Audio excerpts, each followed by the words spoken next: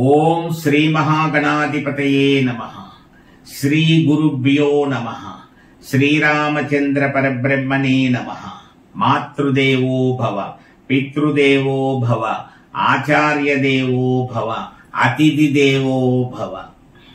వసుదేవసుతం దేవం కంసచానూరమర్దనం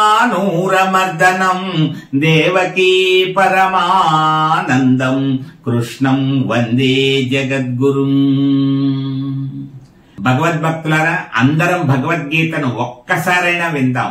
రోజుకో శ్లోక సారాన్ని తెలుసుకుందాం అనే లక్ష్యంతో పరసా టీవీ అందిస్తున్నటువంటి ధారావాహిక కార్యక్రమంలో అర్జున విషాద యోగంలో 47వ శ్లోకంలోకి ప్రవేశించాం. ఈ శ్లోకముతోటి ప్రథమాధ్యాయం ముగుస్తుంది. అర్జున విషాద యోగం. ముందుగా శ్లోకానికి సంబంధించినటువంటి సారాన్ని తెలుసుకుందాం. సంజయ ఉవాచ. మరలా ఇక్కడ సంజయుడు చెప్తున్నాడు. మొట్టమొదటి శ్లోకం సంజయ ఉవాచతో ప్రారంభమైంది. ఇప్పుడు మరలా సంజయ ఉవాచతో ముగుస్తోంది ప్రథమాధ్యాయం. సంజయుడు చెప్తున్నాడు, ఏవ ముక్త్వార్జునః సంఖ్యే రథోపస్థ ఉపావిశత్ విసృజ్య ససరం చాపం శోక సంవిఘ్నమానసః. ఇప్పుడు సంజయుడు చెప్తున్నాడు, ఓ ధృతరాష్ట్ర మహారాజా, అర్జునుడు ఈ విధముగా తీవ్రమైనటువంటి శోకమునకు గురి అయినటువంటి మనస్సు కలిగిన వాడై బాణములతో కూడినటువంటి వింటిని పారవేచి రథములో చతికిలపడ్డాడు. మరి మనం ఈ శ్లోక సారాన్ని మరొక్కసారి పూర్తిగా కనుక తెలుసుకున్నట్లయితే ఇప్పుడు అర్జునుడి యొక్క స్థితి ఎలా ఉంది? రాజ్య భోగములు అక్కర్లే, కీర్తి ప్రతిష్టలు అక్కర్లేదు, లౌకికంగా లభించేటువంటివి ఏమీ అక్కర్లేదు. ధర్మం కాదు కదా, అధర్మం మనం ఎలా చేస్తాం? ధర్మంగా వ్యవహరించాలి కదా అనేటువంటి భావనకు వచ్చాడు. అంటే కొన్నిటి మీద విరక్తి కలిగింది, కొన్నిటి మీద ఆసక్తి కలిగింది. వేటి మీద విరక్తి కలిగింది? లౌకిక పరమైనటువంటి సుఖముల మీద, భోగముల మీద, కీర్తి ప్రతిష్టల మీద విరక్తి కలిగింది. ఇంతకు ముందెలా ఉన్నాడు అర్జునుడు?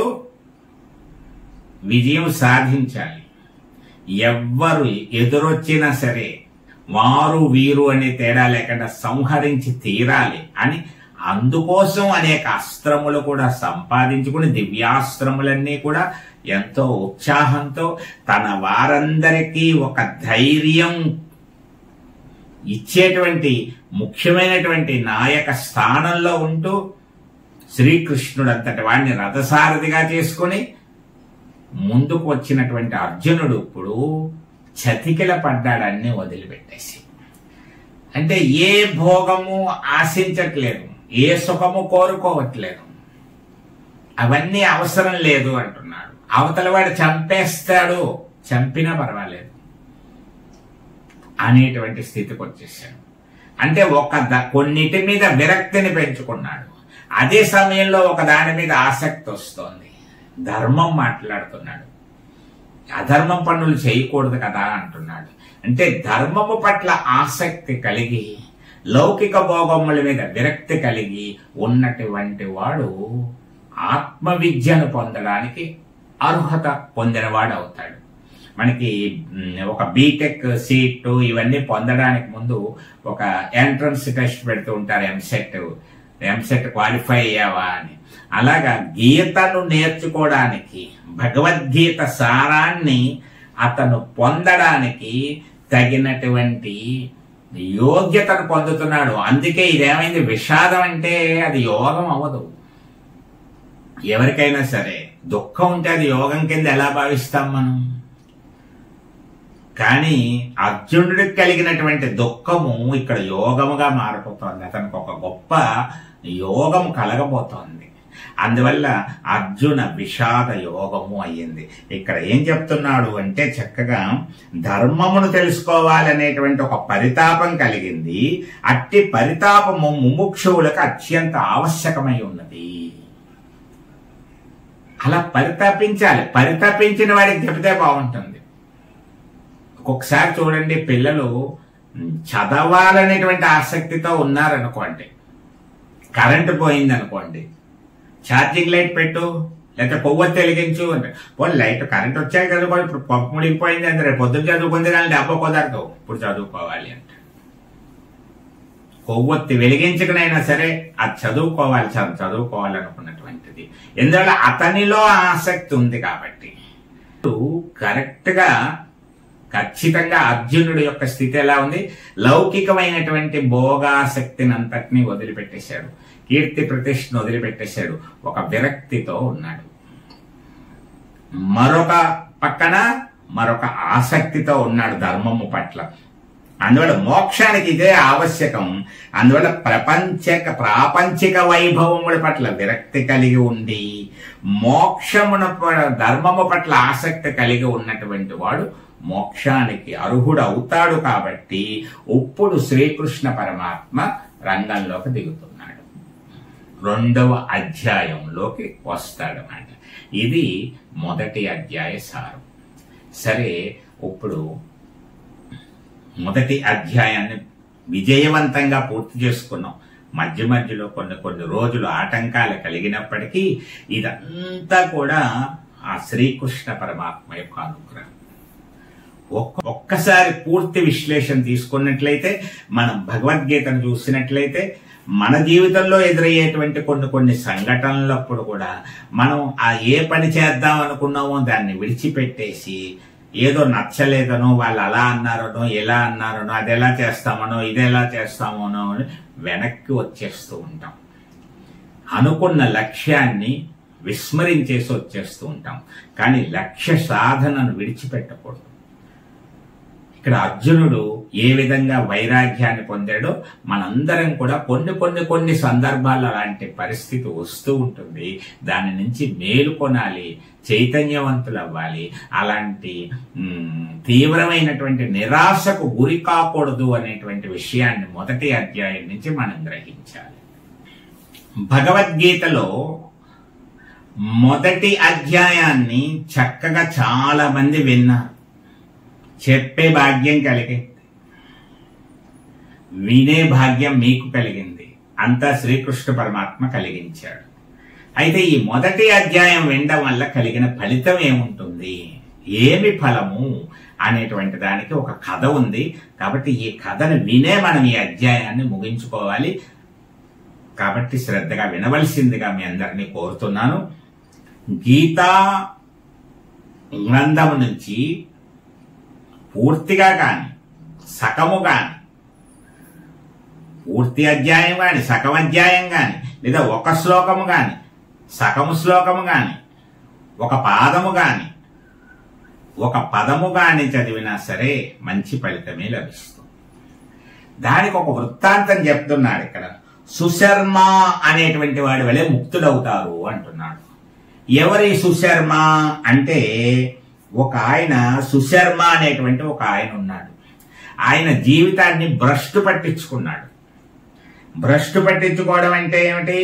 అనేక రకాలైనటువంటి విషయాలకు లోలుడైపోయాడు, అధర్మపరుడైపోయాడు, చెయ్యకూడని పనులన్నీ చేశాడు. ఏదో ఆనందంగా కాలం గడిపేసినట్టుగా కనిపించింది చూసేవాళ్ళందరికీ. కానీ మరణానంతరం ఒకటి ఉంది కదా, మరి కర్మ సిద్ధాంతం ఒకటి ఉంటుంది కదా, మరి అందువల్ల మరణం సంభవించింది. మరణానంతరం ఏం చేశాడు? పెక్కు యమయాతలను అనుభవించి మరు జన్మలో ఎద్దుగా పుట్టాడు. మన కర్మను బట్టి జన్మలు వస్తూ ఉంటాయి. అందువల్ల ఎద్దు జన్మని ఎత్తాడు. ఎద్దు జన్మ ఎత్తాక చాలా భారాన్ని మోస్తూ మొయ్యలేక ఒకనాడు పర్వత ప్రాంతంలో భారం అధికమై ప్రాణములు విడిచాడు.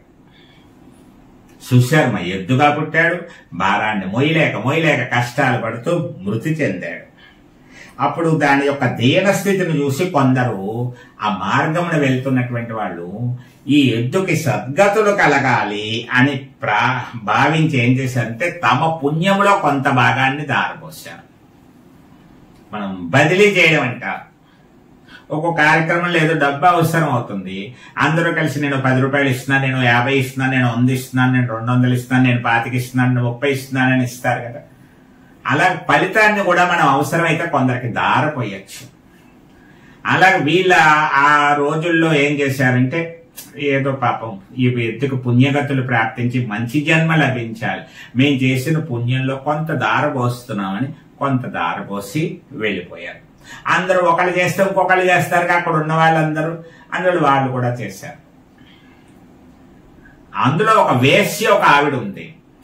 ఆ వేశ్య ఏం చేసిందంటే, ఆవిడ వేశ్య అంటే ఇంకా పుణ్యం ఏమి చేస్తుంది, అందరినీ ఆకర్షించడమే కదా, కొన్ని కుటుంబాలని కష్టపెట్టడమే కదా, దుఃఖపట్టడం, నష్టపెట్టడం అంతే కదా. అందువల్ల సంకల్పించింది, నేను ఏదైనా పుణ్యమేమి చేయలేదని తలచి ఏదైనా చేసుంటే ఆ కొంత భాగాన్ని, ఆ పుణ్యంలో కొంత భాగాన్ని దారపోస్తున్నాను అని, ఆ ఫలం వృషభానికి అర్పిస్తున్నాను అనుకుని ఆవిడ కూడా అర్పించి వెళ్ళిపోయింది. కానీ ఆవిడ చేసిన పుణ్యఫలం ఆ వృషభానికి వరంగా పరిణమించింది. ఆ ఫలముతోటి ఆ వృషభం ఏమైపోయింది, పుణ్యలోకానికి వెళ్ళిపోయింది. పుణ్యలోకానికి వెళ్ళిపోయి ఉత్తమమైనటువంటి మళ్ళీ బ్రాహ్మణ జన్మ లభించింది. బ్రాహ్మణ జన్మను పొంది పూర్వజన్మ స్మృతి కూడా ఏర్పడింది. తాను ఎద్దుగా ఉన్నానని, ఇప్పుడు ఈ జన్మ వచ్చిందని, ఒక ఆవిడ పుణ్యాన్ని దారపోసింది, అదే కారణమని అంత గుర్తుండేంత గొప్ప జన్మ లభించింది. అలా లభించినప్పుడు ఏం చేస్తారు ఎవరైనా, అంత మేలు చేసినటువంటి ఆ పుణ్యాన్ని దారపోసినటువంటి ఆవిడకి వెళ్ళి నమస్కారం పెట్టి కృతజ్ఞతలు చెప్పొస్తారు కదా. థ్యాంక్ యూ అంటున్నాగా, చిన్న హెల్ప్ చేసిన, చిన్న సాయం చేసిన వాళ్ళకు కూడా థ్యాంక్ యూ అంటున్నాగా. మరి ఈయన కూడా వెళ్ళి ఆవిడకి ఒక్కసారి ఆవిడని చూడాలి, ఆవిడకు నమస్కారం చెప్పాలి, ఆవిడకు కృతజ్ఞతలు చెప్పాలి అని బయలుదేరి ఆవిడ దగ్గరికి వెళ్ళాడు. ఆవిడ దగ్గరికి వెళ్ళేటప్పటికి ఆవిడ దగ్గరికి వెళ్ళి తన వృత్తాంతం అంతా చెప్పి, నేను అప్పుడు మీరేదో పుణ్యం దారపోశారు, దాని ఫలితంగా నాకు ఈ జన్మ లభించింది అని చెప్పాడు. చెప్పేటప్పటికి అంతేకాకుండా ఒక మాట అన్నాడు, మీరింత పుణ్యం పొందడానికి కారణం ఏమిటి, ఏం చేశారు అని అడిగాడు. అడిగితే ఆ వేశ్య అంది, అసలు నేను ఏ పుణ్యాలు చేయలేదండి, నాకేదైనా పుణ్యం వచ్చింది అంటే ఈ చిలక వల్ల వచ్చింది అని ఒక చిలకను చూసు. చిలక వల్ల వచ్చిందా, అదేమిటి అంటే ఈ చిలక పలుకుతూ ఉండేదిట ఒక పలుకు. ధర్మక్షేత్రే కురుక్షేత్రే సమవేత యుయుచ్చమః మామకాః పాండవాశ్చైవ కిమ కుర్వత సంజయ అని చిన్న చిన్న చిలక పలుకులుగా ధర్మక్షేత్రే అంటూ ఉండేది. కురుక్షేత్రే సమవేత అని నెమ్మదిగా చెప్తూ ఉంటే చిలకను ఆడించడం అనేది సరదా ఉంటుంది కదా. ఆ పలుకులు, చిలక పలుకుల నుంచి ఆ శ్లోకం వింది. మొదటి అధ్యాయములో ఆ శ్లోకాలు కొన్ని చిలక చెప్తూ ఉంటే విందు కొద్దిగా 1-2 శ్లోకాలు అంతే. అవి కూడా తను కూడా చిలక అంటుంటే మళ్ళీ మనం కూడా అంటాం కదా. మనం ఏమాట ధర్మక్షేత్రే అంటప్పటికీ ఈ వేసి కూడా ధర్మక్షేత్రే మళ్ళీ చెప్తున్నా నేను పదాలు అంటే కురుక్షేత్రే అని మళ్ళీ కురుక్షేత్రే అంటే వాడికి ఈవిడికి కూడా తెలియకుండా ఆ పదం అయ్యింది. అలా అవ్వడం వల్ల ఏమైంది, ఆ ఫలితం వచ్చింది. అయితే ఆ చిలకకి ఎలా వచ్చింది అనేటప్పటికి ఆ చిలక చెప్పచ్చు. వృత్తాంతం ఏమిటంటే ఆ చిలక ఒక ముని ఆశ్రమంలో ఉండేది పూర్వకాలము. ఆ ముని ఆశ్రమంలో ఉన్నప్పుడు అక్కడంతా భగవద్గీత పారాయణ జరుగుతుంటే వింటూ కొన్ని తాను కూడా నేర్చుకుంది. ఈ లోపల దొంగలు ఎవరో రావడం, ఆ చిలకను అపహరించుకుని వచ్చేసి వేశ్యకి అమ్మారు. వేశ్య కొనుక్కొని ఇంట్లో పెట్టుకుంది. అలవాటైన శ్లోకాలు ఆ చిలక పలుకుతూ ఉంది. వేశ్య వింది. అలా పలికినటువంటి ఆ శ్లోకము పలికినటువంటి పుణ్య ఫలము తన దగ్గర సొంతం చేసుకుని తన దగ్గర ఉంచుకుంది. అది ఎద్దుకు కొద్దిగా దారపోసింది. ఆ ఎద్దు ఉత్తమ జన్మను పొందింది, పాప విముక్తురాలైపోయింది. మరలా వచ్చి కృతజ్ఞతలు తెలిపింది. చూశారా, మొదటి అధ్యాయంలో ఉన్నటువంటి పూర్తయిన తర్వాత ఫలశ్రుతిని చెప్తారు. మొదటి అధ్యాయం పారాయణ చేయడం వల్ల, వినడం వల్ల కలిగినటువంటి ఈ ఫలితం ఏమిటంటే పాప విముక్తి, సద్గతి రెండొచ్చాయి. పాపం పోయింది, సద్గతి లభించింది. ఇది చాలా ముఖ్యమైనది. కాబట్టి గీతాధ్యయనంలో ప్రథమాధ్యాయాన్ని ఎవరైతే పఠిస్తారో, శ్రవణము చేస్తారో, అంటే వింటారో, చెబుతారో, అంటారో, లేక స్మరిస్తారో, అట్టి వారి సంసార సాగరము సులభముగా దాటిపోవును. అట్టి వారందరికీ సంసార సాగరాన్ని సులభంగా దాటేయచ్చు. ఇది ప్రథమోధ్యాయం యొక్క ఫలం. కాబట్టి మీ అందరికీ కూడా పాప విముక్తి అయ్యేటువంటి ఒక అవకాశాన్ని భగవంతుడు మనకి కల్పించాడు అని ఆనందించండి, సంతోషించండి. సంతోషంగా రెండో అధ్యాయంలో కూడా ప్రవేశించండి. ఇప్పటికే సమయం కాస్త ఎక్కువ తీసుకున్నానని భావిస్తున్నాను. అందువల్ల రేపటి రోజు భాగంలో మళ్ళీ మనం ఇక్కడే కలుసుకుందాం. హరే రామ రామ రామ హరే హరే, హరే కృష్ణ కృష్ణ కృష్ణ హరే హరే.